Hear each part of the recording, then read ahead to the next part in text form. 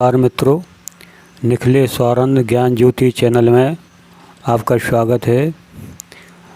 साथियों, कुछ लोगों ने लक्ष्मी से संबंधित साधना के बारे में प्रश्न किया है कि हमें कोई छोटा सा प्रयोग लक्ष्मी से संबंधित हो तो आप हमें बतलाइए, जिसे हम करें और उसके अनुभव हमें जीवन में प्राप्त होवें। इसी बात को ध्यान में रखते हुए मित्रों, आज इसी पर चर्चा करता हूं। और आप लोग जो निखिलेश स्वानंद ज्ञान ज्योति चैनल को लाइक कर रहे, सब्सक्राइब रहे और देखते हैं, हम इसके आपके बहुत आभारी हैं। सभी माता बहनों के हम बहुत आभारी हैं जो कि हमारे लिए इस तरीके से आप सपोर्ट करते हो और इस चैनल के प्रति आपका प्रेम है। भगवती महालक्ष्मी की आराध्य देव विष्णु की आधार भूता शक्ति 10 महाविद्याओं में महालक्ष्मी के नाम से, कोई महाकमला के नाम से जानी जाती है।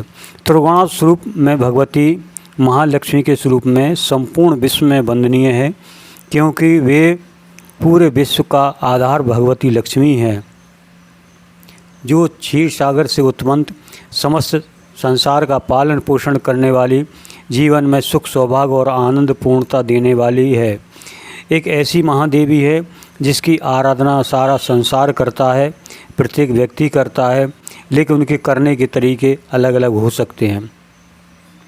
संसार के प्रत्येक देश में भगवती महालक्ष्मी की साधना, आराधना और उपासना होती है, चाहे वह अलग नाम से हो, अलग स्वरूप से हो, अलग पद्धति से हो, परंतु लक्ष्मी की मान्यता तो संपूर्ण विश्व में ही है, क्योंकि लक्ष्मी के बिना तो जीवन का आधारभूत सत्य समाप्त हो ही जाता है।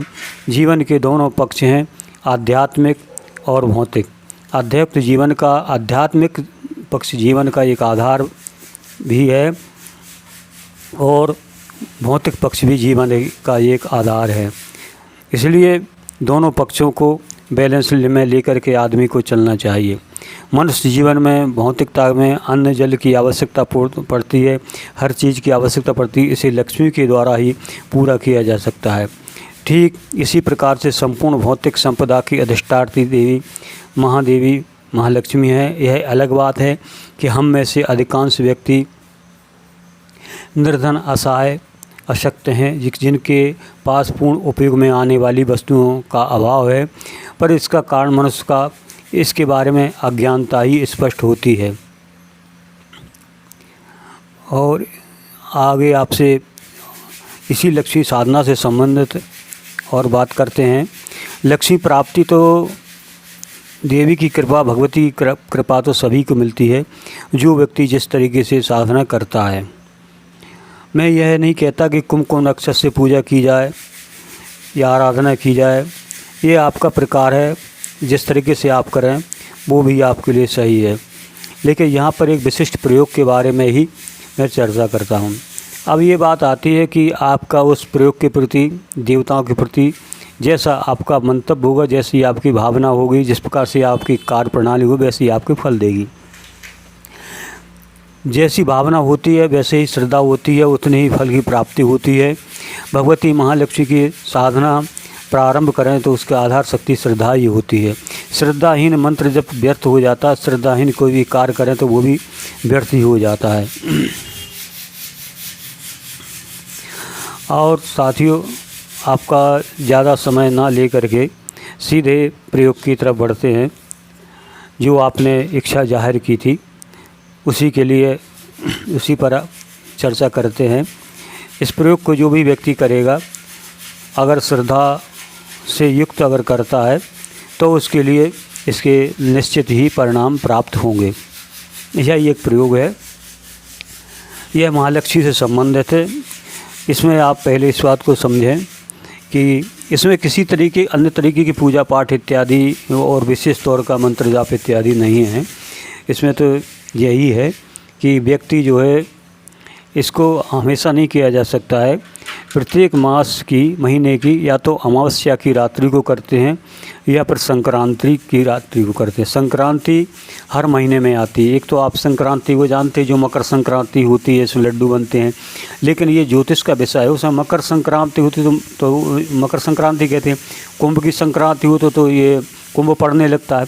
तो हर वर्ष में प्रत्येक माह में अलग अलग संक्रांतियाँ होती है। जैसे मेष के सूर्य है, मान लीजिए मेष के सूर्य जब वृष में जाएंगे तो वृष की संक्रांति आ जाएगी, मिथुन में जाएंगे मिथुन के सूर्य हो तो मिथुन की संक्रांति।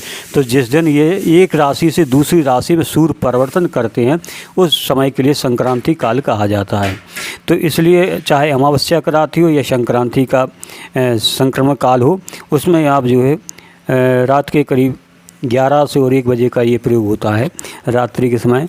और इस प्रयोग में आपको एक निर्जन स्थान कहें या एकांत स्थान कहें, कमरा जिसमें कोई व्यक्ति आ जा ना सके, ऐसे स्थान का आप चयन करें। और टाइम का ध्यान रखें कि आप 11 से 1 के बीच में आपको कार्य करने हैं। और उसी के ऊपर चर्चा करता हूं कि आप यह जो है बिना वस्त्रों की साधना है, इसमें किसी तरह कोई नुकसान नहीं होता है।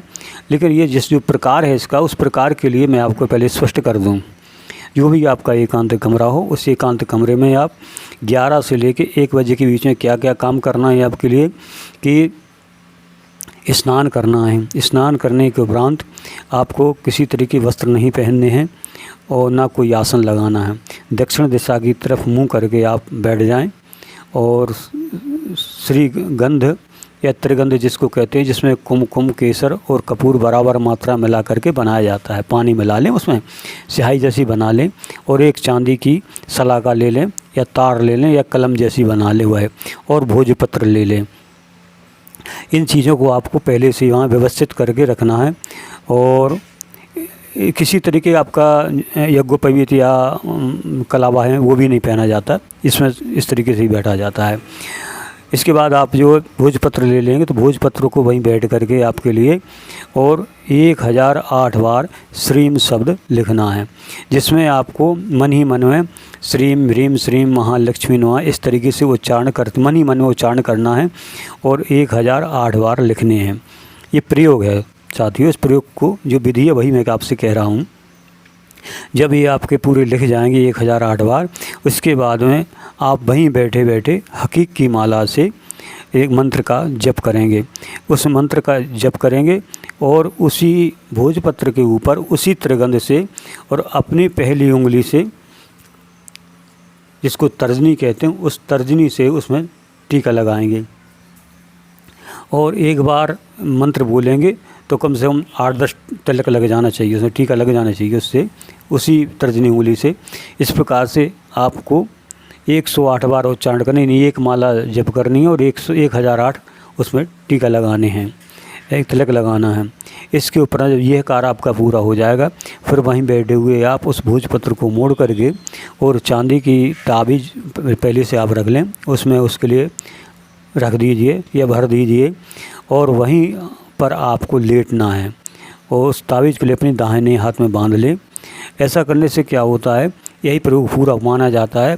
फिर दूसरे दिन आपको अनायास रूप से धन की प्राप्ति होगी। इसके प्रकार कई हो सकते हैं। अगर आपका प्रयोग सही है तो दूसरे दिन ही इसका फल नज़र आ जाता है, इफेक्ट पड़ता है। और इसका ये 3-4 दिन तक रहता है, ज़्यादा नहीं रहता। यही बता दूँ, आप ये सोचे एक बार कर लिया तो हमेशा ऐसा नहीं है। ये प्रयोग केवल 3 दिन ही काम करता है। तो पहले दिन कुछ ज़्यादा रहे इसका पावर रहेगा, दूसरे दिन कम रहेगा, तीसरे दिन और कम हो जाता है। अगर सही तरीके से आप इसका प्रयोग करते हैं तो इसके पहले दिन कुछ और लाभ प्राप्त होंगे, दूसरे दिन कुछ कम होंगे, तीसरे दिन और कम होंगे। पुनः आपके लिए अगर दोबारा फिर करना तो फिर जब ऐसा समय आए तो इस प्रयोग को फिर दोबारा दोहराइए आप। इसमें इस तरीके से प्रयोग करने से ये कई लोगों से चर्चाएं हुई मेरी और कई लोगों को मैंने इस तरीके से बतलाया है और जिन को बतलाया उनमें से अधिकतर लोगों के लिए लाभ प्राप्त हुआ। किसी को सुबह के टाइम जब उनका वो ताज पहने थे, घर से बाहर निकले और तो रास्ते में डले पैसे मिल गए, अथवा कोई उनको पैसे दे गया या रुका हुआ धन था वो प्राप्त हो गया आपके लिए, अथवा जो कोई व्यापार या दुकान कुछ भी करते हैं उसमें अनायास रूप से आपसे कहीं ना कहीं से पैसा आ जाता है। कई प्रकार हो सकते हैं, इसमें निश्चित नहीं है, लेकिन आपको अनायास रूप से धन की प्राप्ति होती है। अब जैसी आपकी श्रद्धा होगी, जैसा आपका कार्य होगा, वैसे ही आपको फल प्राप्त होगा। तो हम तो यही चाहते हैं कि आप इच्छा है आपकी तो इस प्रकार के प्रयोग करिए, इसमें लाभ होता है। ये कई लोगों के अनुभव के आधार पर ही मैंने आपसे कहा है। और इसी शब्दों के साथ में हम आपका बहुत बहुत धन्यवाद करते हैं जो आप हमारे निखिलेश ज्ञान ज्योति चैनल को लाइक कर रहे हैं, देखते हैं, माता बहनें देखती हैं, माता बहनें बहुत पसंद करते हैं और आप सब लोग अध्यात्म के पथ पर आगे बढ़ रहे हैं, इसकी हमें बहुत खुशी होती है। इन्हीं सब शब्दों के साथ आप सभी लोगों का हमारी ओर से बहुत बहुत धन्यवाद।